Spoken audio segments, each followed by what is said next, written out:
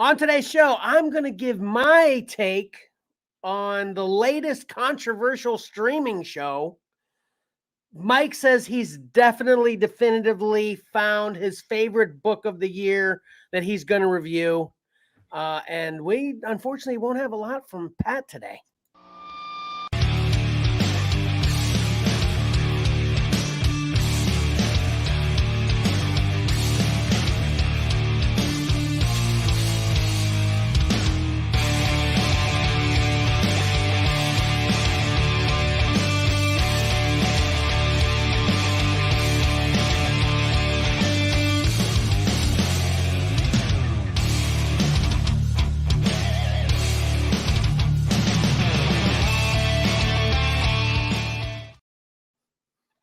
Welcome to your favorite live streaming whatnotting podcast, comics and collectibles in the crawl space. I am your fourth or fifth favorite podcasting host. It's the truth, Kevin. And we've got on deck here with me, Mike. You want to say what's up, Mike? Hey, good morning, everyone. Good morning. And Patrick is here, but he's a little under the weather, so he's doing his part to be a part of the show, but we're definitely not going to pressure him too much, because if we do get to hear him on the show, you're going to feel his pain. So we're glad Pat is here, but first thing, I guess we can just say that out of the gate, there will not be a full comics and collectibles in the crawls. Collectibles on the horizon. Which I guess that in turn will not be a full comics and collectibles in the crawl space. So, right. I wasn't saying that wrong exactly. But then lastly, also, we've got Karen to help make this super crunch time show awesome. Karen.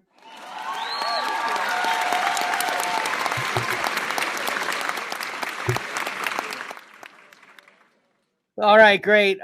So we're going to try to do as much of a normal show as we can do today. We're in, again, you can see the title, Christmas Time, Crunch Time show. But we'll be moving the previews. Previews will not be happening today. But I guess we've decided, based on everything we've talked about in the pregame, we are going to have a show on the 23rd as well. Since that's not Christmas Eve or Christmas, it's just kind of weird how Christmas falls on a Monday. So we're still going to be able to do a show next week. We might do it a little bit earlier than we usually say, rather than later than we usually say, though. Right, Mike? Yeah, I'm up for it.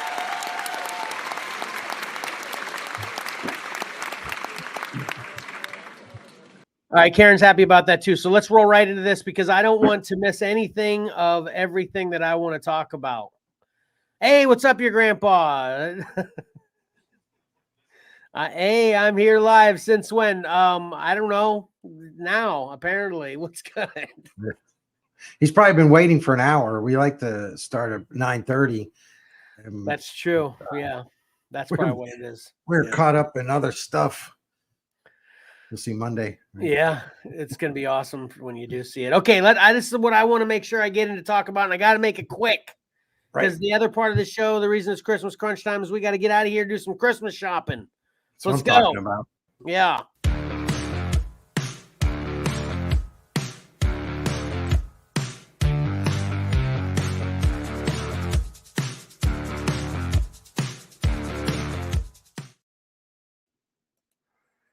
All right.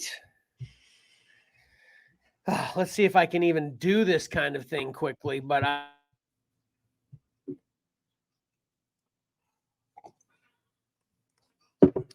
Oh, you look frozen.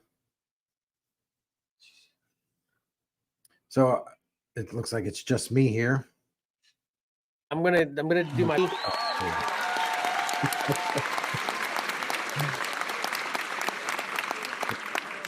Did y'all screen freeze too? Well, you froze, so I just kept on. I tried to fill the space, but it seems like maybe I froze too. All right. Okay. All right. So first up, I've got Leave the World Behind. This was something that was really kind of forced on my radar, because I've been seeing it everywhere. People have differing opinions about this movie. Are you familiar with this, Mike? I'm not, but I love the poster. Poster is cool. I agree. And I'm a big fan of Ethan Hawke. Yep. Julia Roberts, you know, I don't watch movies just because of her, but she's a great actress. So yeah, and Mahershala Ali, he's great. You know, yeah, this is a great cast for sure. So this is I guess modern times kind of apocalyptic take on anything, something that could happen at any moment.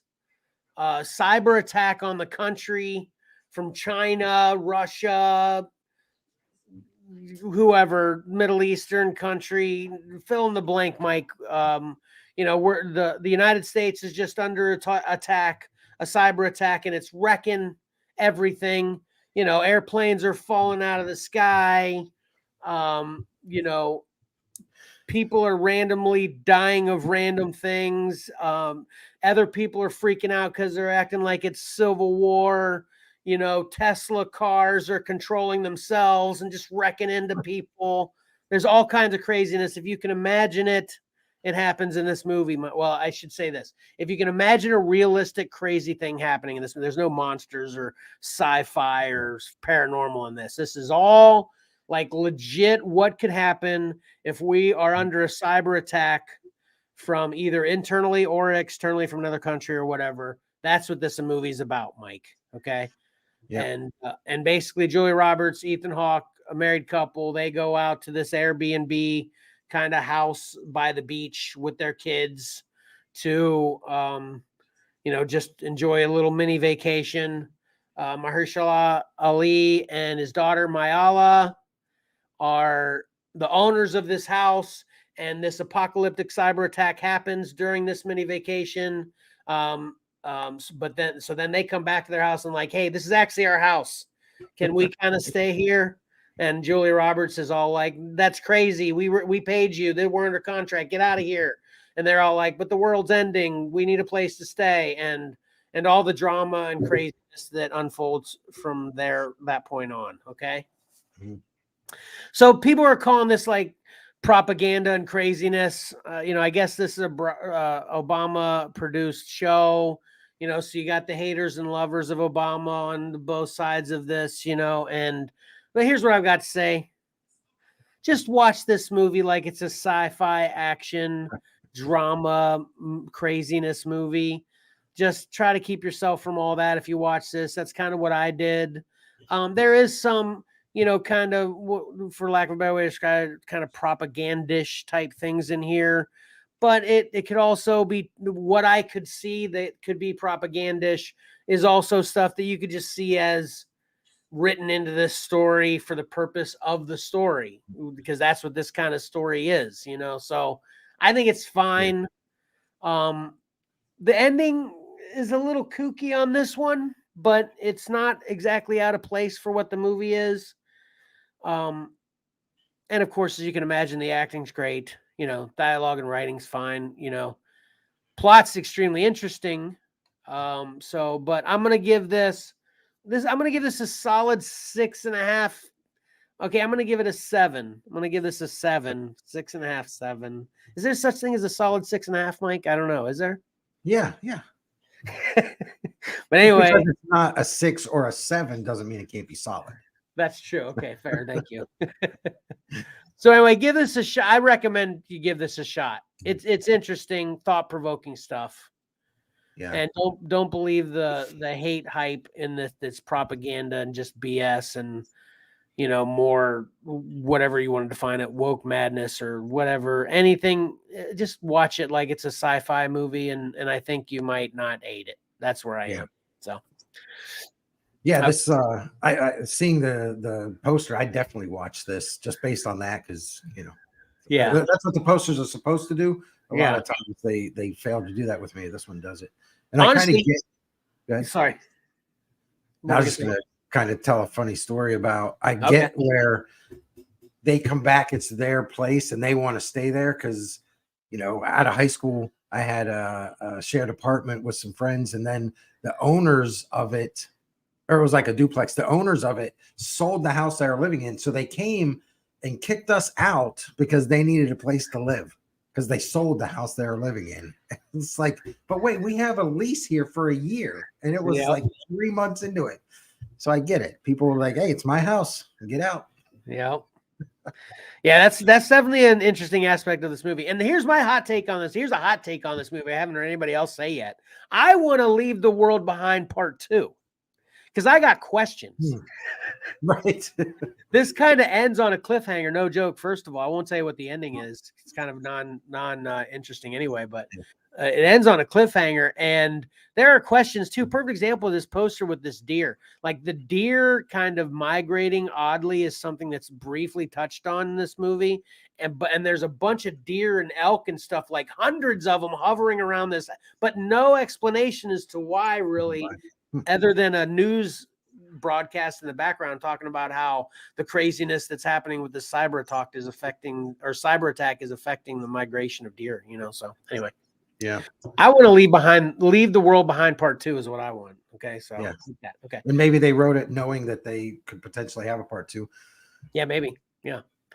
All right. And then I also watched A Merry Little Batman. Did you get around to watching this, Mike?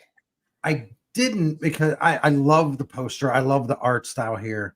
I watched the trailer and it didn't translate. The art style was just like, that's not what I was expecting. But I haven't, so I didn't like put it on a must watch list.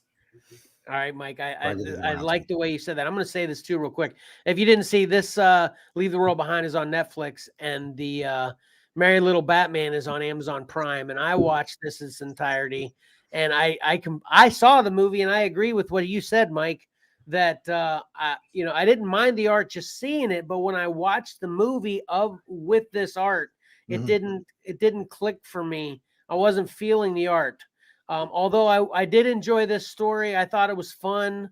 I thought the way the whole thing played out, it's got all the classic Batman villains in it. This is Damian Wayne dressed as Batman. Right here beside Batman, and I'm gonna liken this movie to Home Alone. That's kind of what this is. Batman's kind of, the Joker convinces Batman to go out to this mission, and he gets kind of stuck there. And then Damian's home alone, and then criminals break into the mansion and try to get Batman's things, and so Damian has to defend the mansion himself against the bad guys. And like I said, this has all the classic Bat villains in it. Overall, the movie's a lot of fun. I'd give this a solid 8, 7.5. Maybe I'm wishy on that solid thing. I shouldn't say that anymore. I'm going to give this a 7.5, maybe even leaning into 7 because of the art. But the reason I'm going possibly leaning into 8 is because of how fun this movie is. And overall, by the ending, I enjoyed it a great deal. And it's very Christmassy, snowy, all that happy stuff. Yeah. Well, I'll definitely watch it then. And it seems like maybe it's one of those deals. Once you get into it and you're kind of halfway through, you kind of start enjoying the art style and stuff like that. Because it's very solid. Yeah, I agree with that too. That's a good thought too, Mike. I agree. Yeah. From the beginning, I was like taken aback at the beginning, but then by the end of it, I was just kind of, this is what this movie is. So I was fine with it. Yeah. Yeah. That's a good way to put it. Cool. And then lastly, I watched the latest episode of Monarch, Legacy of Monsters. Are you caught up on this, Mike? I did not watch this week's episode. Unfortunately, I didn't have time. Okay, I won't get into it much at all then. I'll just say I loved it again. A little bit more than last week's, actually. Still ready for some super action, but you want Godzilla, Mike? Yes. This episode delivers for you. So good. Take that for what it is. I give this is episode 5 of Monarch, Legacy of Monsters, and or is it episode 6 or 5? I think 5. Yeah. I give it. Yeah, I think it's 5. I give this a solid 8.5. It's great. Loved it. Yeah. So. Yeah, I'm glad that Godzilla is going to be in it. Yeah, they could have drug it out even more because I'm hooked on the show already. Yeah. So it's kind of a good bonus. But yeah, we ended up watching another Kurt Russell show, Christmas Chronicles, trying to get some Christmas movies. Oh yeah, we watched that this week too as a family. Actually, that was our Christmas choice as well. That's a great movie. It's a great movie. Yeah. All right, you ready for your pick 3 then in this speed round? Absolutely. I love this pick 3. All right, here we go.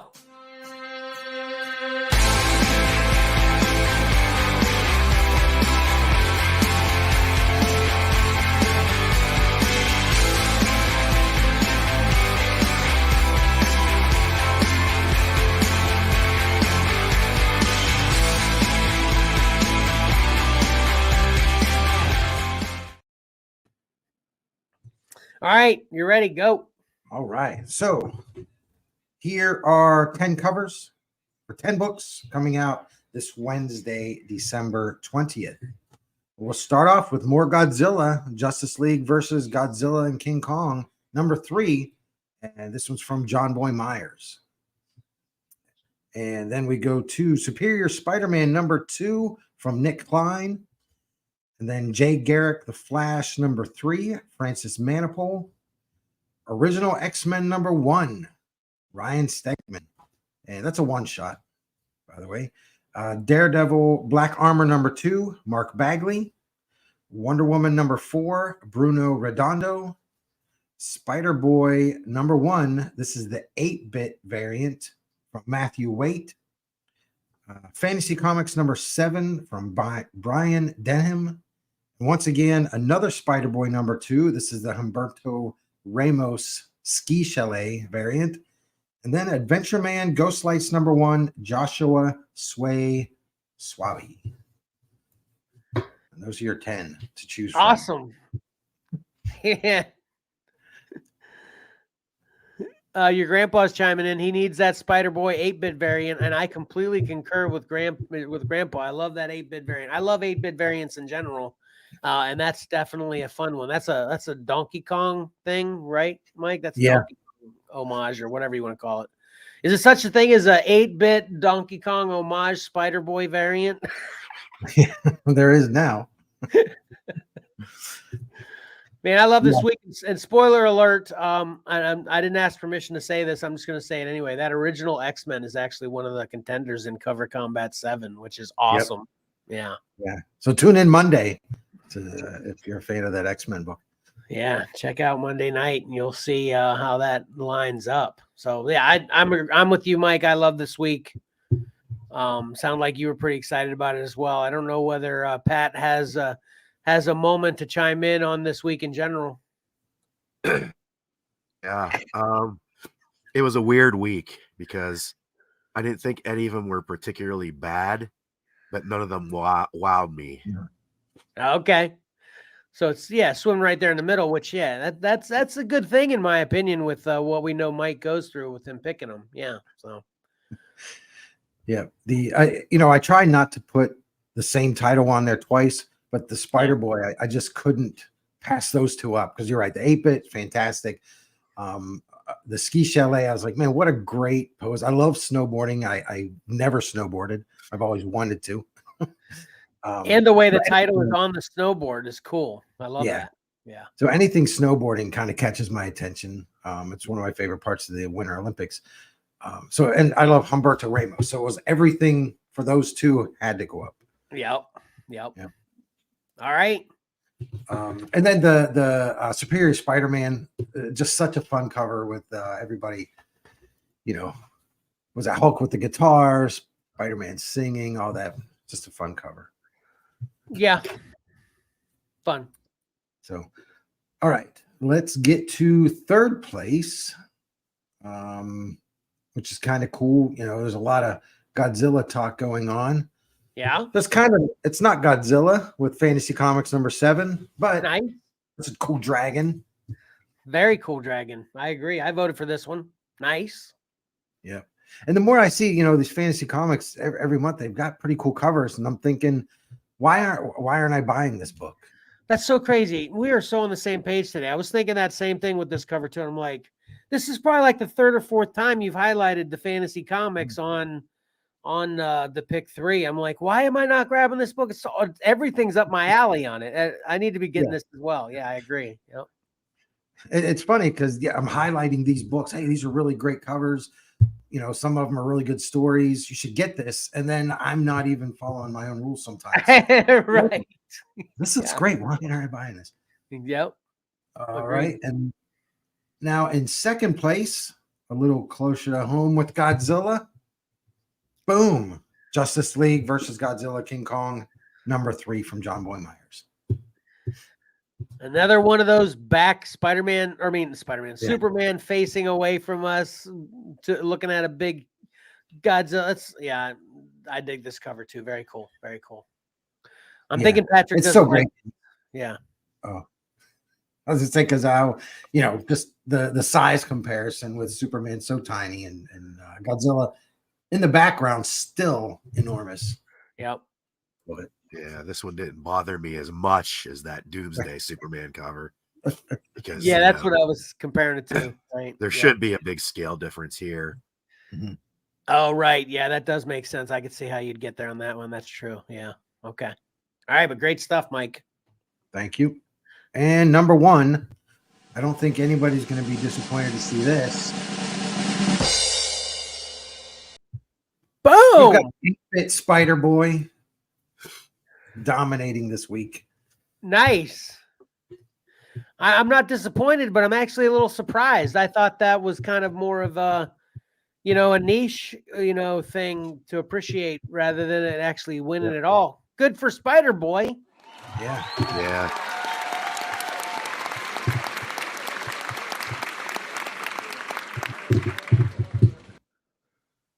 You say something, Pat? Yeah, I mean, Donkey Kong's my favorite arcade game of all time, but I feel like he did not nail it here.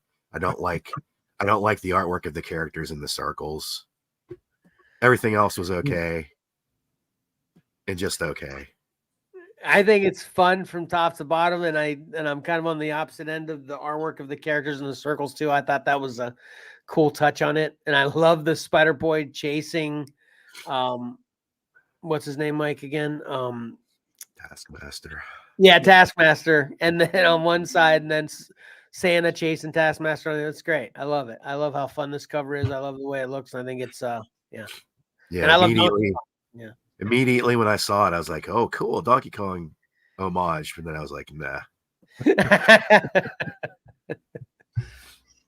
Yeah, I think maybe if those corner circles had been 8-bit also, I think that might have been a little better. Not even so much 8-bit. They just don't match the characters that are running along the border. It's not like the same style. Oh, that's true. They are different. Yeah. Yeah.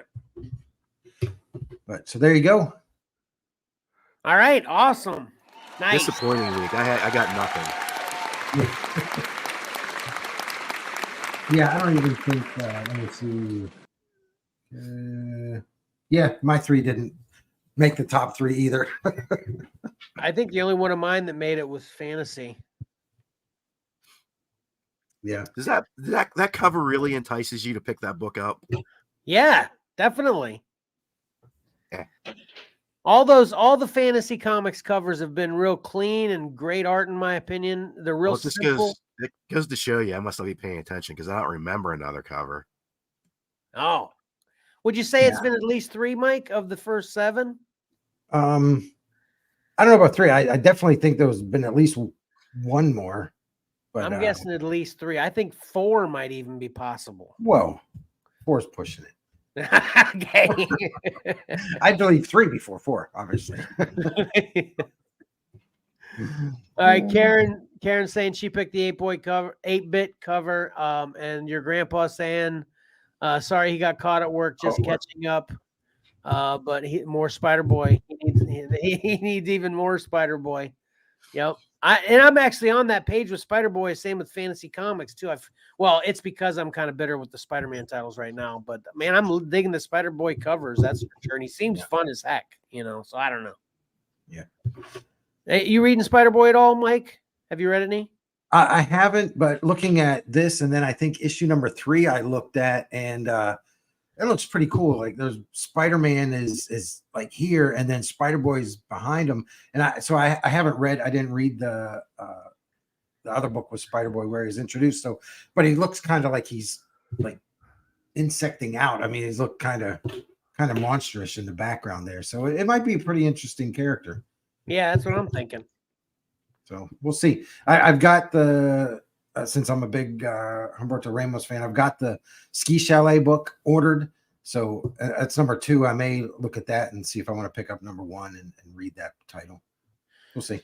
I actually have the number 1 if you just want to read it. It's I'm just going to throw this out right now. I've got this foil variant of number 1, the Care Andrews variant. Number 1, it's in the mystery box on the Whatnot Show. Just saying, people. Just saying. Might have to try to buy that. Yeah, exactly. All right, let's get to the next one. See if we can cram this in before we have to close out real quick. Are you ready for your review first, Mike? Yep. Let me get down. Cool. Yeah.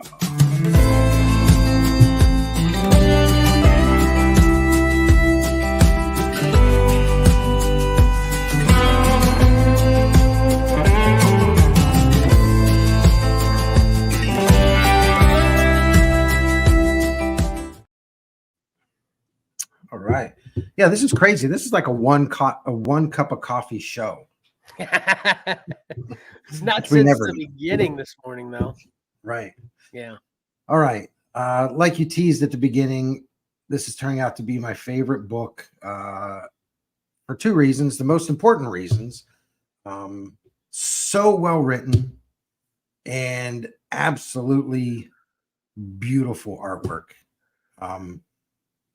It captures the mood. Oh, let's for the listeners, not viewers. This is Universal Monsters Dracula number 2, written by James Tynion IV and art by Martin Simmons. Just a fantastic team. They are knocking it out of the park. So it looks like your grandpa read Spider Boy and he's enjoying it. That's good to hear. Yeah, it's good for that feedback, your grandpa. Appreciate it. Okay. Yeah. Hey, did this Dracula just come out this week? No, that's I just got so issue number 2 came out November 22nd. Oh, okay. I've got a rundown of things. So let me get to this. I'm getting ahead of myself. So in this issue, we're introduced to Abraham Van Helsing. And for anyone that's listened to all of our shows, they'll know that Johnny considers Van Helsing a superhero. Right. Yes. Go way back to the beginning of our podcast. He talks about that. And so we've got Van Helsing and Dr. Seward are kind of discussing how the men were killed on the ship, and they don't really agree. Van Helsing is talking about how he feels it's a vampire and all that. So right there, we're getting kind of this disagreement. So there's some conflict there. Here's a screen capture. Some of the artwork. There's Van Helsing on the left. A cool representation of him here, much older than what he was portrayed as in the superhero movie Van Helsing with what's his name? Hugh Jackman. So say with Wolverine. Yeah. So I like this representation of him. He's not very cool here, but I'm not sure how an old man like this is going to battle Dracula. Right. So, well, it'll be like Fright Night. That was an old. Man, Fright Night's such a great movie. Yeah. Yep. So they're having some drinks and discussing this. Then we also have Lucy, who is upstairs, and in her sleep, she kind of calls out to Dracula. And she awakens in the middle of the night and goes and looks out the window, and lo and behold, there he is outside her window. Oh, geez.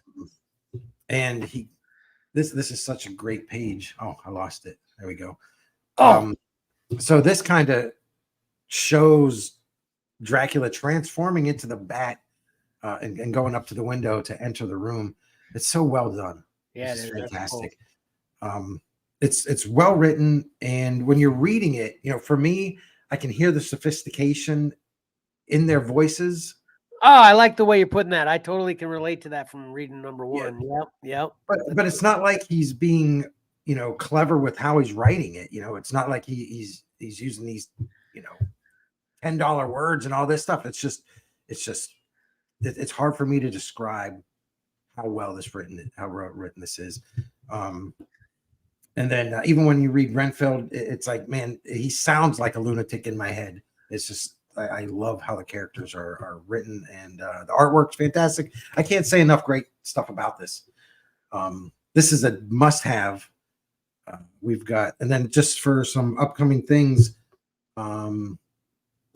is that issue 1? So we have an issue number 1, third print from Roberto De La Torre, and then we have an issue number 2, second print from Christian Ward. Nice. I got the back. I got the. Those are backwards. Those are backwards. This is Roberto, and this is Christian Ward right there. Those come out January 24th, as does issue number 4. So the breakdown is issue number 3 is December 27th. Issue number 4 is January 24th. So you still have time to get these. If you don't pick these up, definitely pick up the trade paperback. Hopefully they do a nice hardcover version of it. I would spend the money on a hardcover version of this. So this is my favorite book of the year. Very cool. That issue 2 cover must have been a week we were off for pick 3, because that's a really good one. Where am I here? No, I think that comes out. Oh no. Oh yeah. Okay. Number 2. Yeah, I can't remember why. Week. It was Thanksgiving week. Okay. That's why. Yeah. So You said that came out the 24th, so we didn't have a show that week. Yep. So yeah, absolutely love it. I can't wait to get them all and then read them all 1 through 4.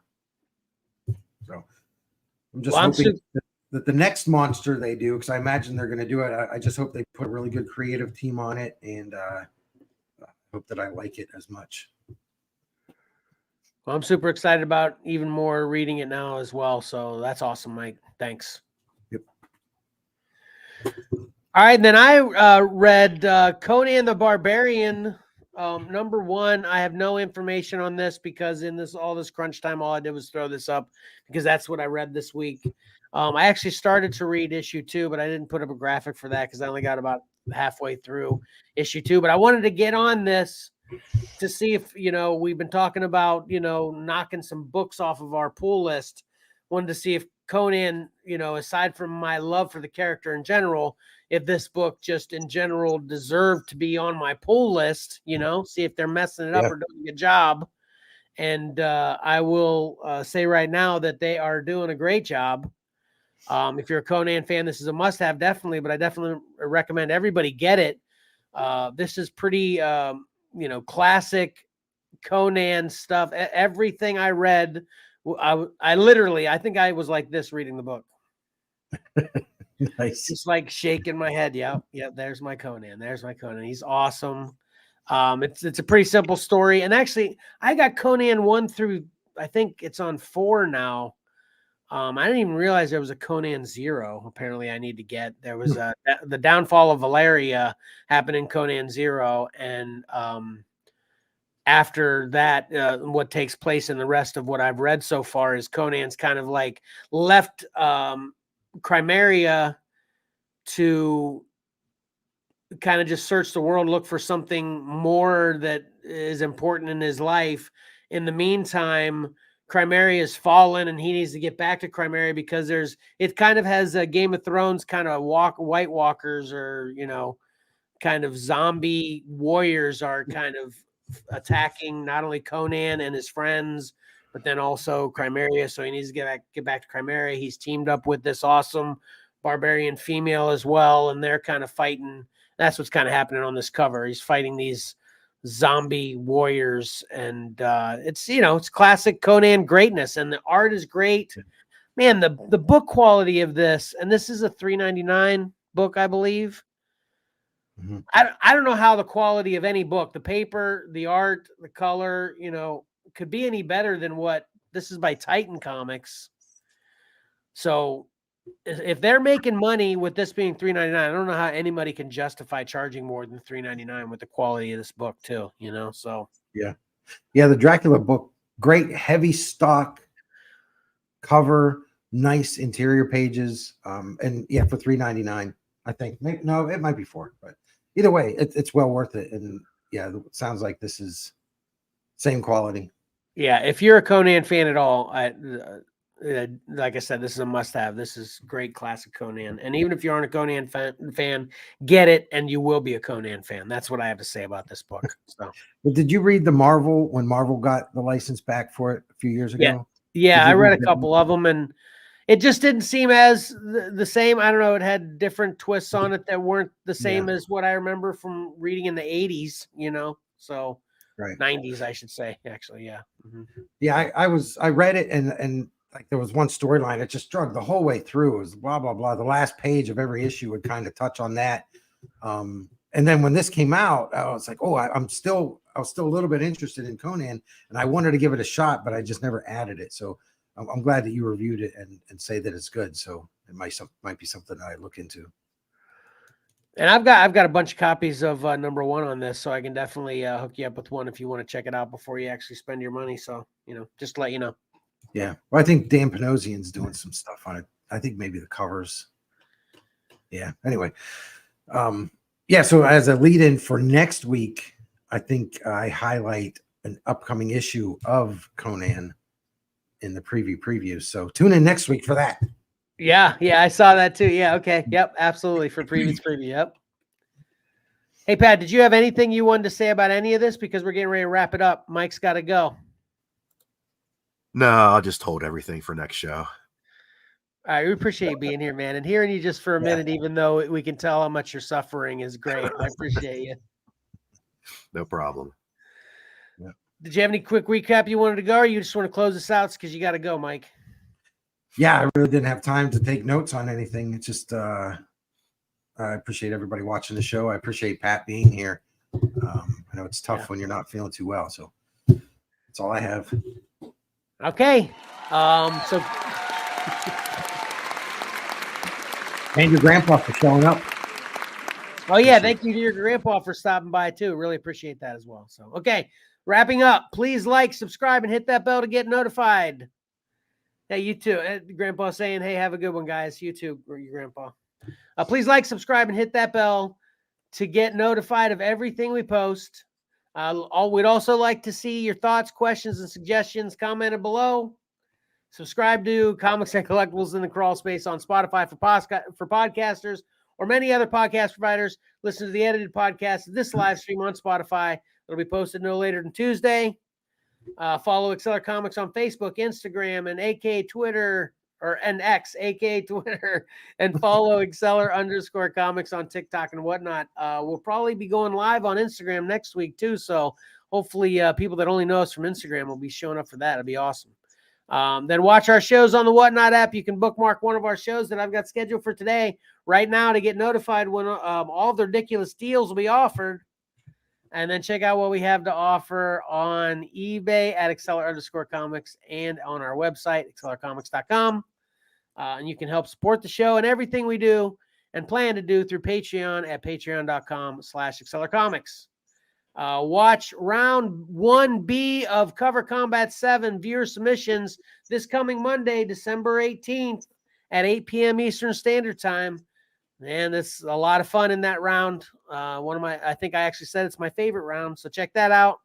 And then watch our next live stream on YouTube or Facebook next Saturday, December 23rd at 9:30 a.m.-ish Eastern Standard Time. It'll be our last show of the year before we take off at least a week, maybe two, for the holidays. So definitely come check that out, and it's going to be fun. Yep. I do have one more thing real quick.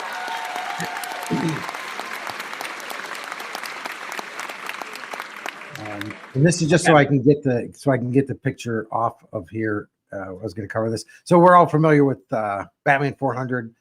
Yes. Yep. And I stumbled across this. Somebody shared it, and this is without all the trade dress and everything. It's the actual piece of work, and it's so amazing how much better it is without all the writing on it and the trade dress. So put that up again. Put the trade up again. Wow. Yeah. Yep. Yeah. And I'd never looked for this piece of work from Bill Sienkiewicz, without the trade dress and all that. And I'm thinking, man, they could have just made the anniversary stuff just smaller. And they listed all those artists. They really did a disservice to the piece of work. It's just, yeah, that is awesome. so great. So I just want to put that up there. All right, great little addition at the end. All right, you want to take it down? There you go. Yeah. All right, thanks for checking out this speed round of comics and collectibles in the crawl space. Don't get used to it, though. We'll be back to a 2-hour, 3-hour show next week, last one of the year. And until then, don't forget, appreciating great art is awesome. Reading a great story is fun. So why not pick up a comic book and do both? Exceller out.